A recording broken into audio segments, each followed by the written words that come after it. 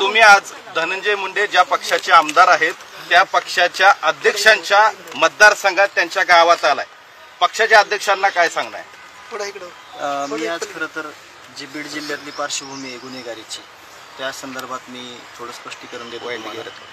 बीड जिल्ह्यामध्ये जी कायदा आणि सुव्यवस्था आहे त्या कायदा आणि सुव्यवस्थेमध्ये जो हत्या झाली त्याच्या अगोदरचा कालखंड असा होता की कुठलीही गोष्ट जी चुकीची झालेली आहे ती वेळेत तिला त्याच्यावर ताबा मिळवला नाही, चुकीला चूक म्हणलं गेलं नाही, म्हणून जी गुन्हेगारी जी तिथं वाढलेली आहे, जे अपहरणाचे प्रकार वाढलेले आहेत, या हत्या होण्या अगोदर जे स्टोर इन्चार्ज आहेत शिंदे साहेब आणि स्टोर मॅनेजर त्यांना अपहरण केलं होतं 28 मेला. त्यावेळेस जर ॲक्शन घेतली असती यंत्रणेनं तर ह्या पुढच्या कुठल्याही घटना घडल्या नसत्या किंवा तिथं जी गुन्हेगारी वाढलेली आहे त्याला राजकीय पाठबळ पण दिलं गेलेलं होतं. हे वेळोवेळी सिद्ध झालेलं आहे. सगळ्या गोष्टी देशमुख कुटुंबियांना सांगायच्या आणि त्या ऐकायच्या यापेक्षा प्रत्येकानं आपल्याला जे काही भूमिका आहे आपली किंवा आपले जे काही अधिकार आहेत ते जर राबवले, ते जर प्रत्यक्षात आणले तर ह्या गुन्हेगारीला कायमचा आळा बसेल, एवढंच मी इथून बोलतो. दादा, खरं तर जवळपास 3 महिने पूर्ण होत आहेत या घटनेला, मात्र अद्यापही एक आरोपी फरार आहे आणि उर्वरित जो आता तारखा सुरू होणार आहेत, काय अपेक्षा आहे सरकार यावरून? हे जी टोळी होती ती सराईत गुन्हेगारांची टोळी होती आणि ही पोलिसांसोबत सर्रास वावरत होती. तुम्ही काही CCTV फुटेज देखील बघितलेले आहेत. 307 मध्ये फरारी असणारा आरोपी हा जो कृष्ण आंधळे आहे तो मागच्या 2 वर्षापासून फरार आहे. तरी पण केज पोलीस आणि धारूर पोलिसांत तो सर्रास त्याचा वावर होता. पोलिसांकडूनच जर त्याला अभय मिळत होतं तर तो कुणाला भेटणार आहे दुसऱ्या? जर तो यंत्रणेला घाबरत नाही तर तो लोकांना, सर्वसामान्याला, आमच्यासारख्या लोकांना थोडंच घाबरणार आहे.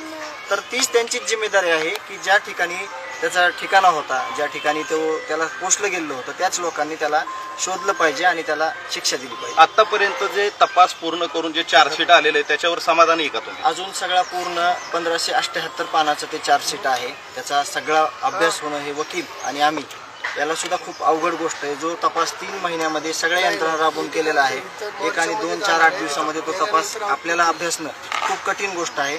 तरी पण आता जे काही राहिलेला भाग 2 आहे, जे सप्लिमेंटरी चार्जशीट होणार आहे त्याच्यामध्ये देखील काय काय होणार आहे त्याच्याकडे सुद्धा बघणं हे म्हणजे गांभीर्याचं राहणार आहे. सप्लिमेंटरी चार्जशीट होणार आहे असं तुम्ही सांगता, त्याच्यामध्ये काय असणं अपेक्षित आहे तुम्हाला? देशमुख कुटुंबियांना काय अपेक्षित आहे? या लोकांना ज्यांनी राजकीय पाठबळ दिलं, त्या लोकांना ज्यांनी पोचलं, जे आरोपी त्यांना फरार केलं, त्यांना सगळ्या चुकीच्या कामाला त्यांनी अभय दिलं, या लोकांची नावं ह्याच्यात आली पाहिजेत. मग ते किती मोठे असो आणि त्यांना ही शिक्षा झाली पाहिजे.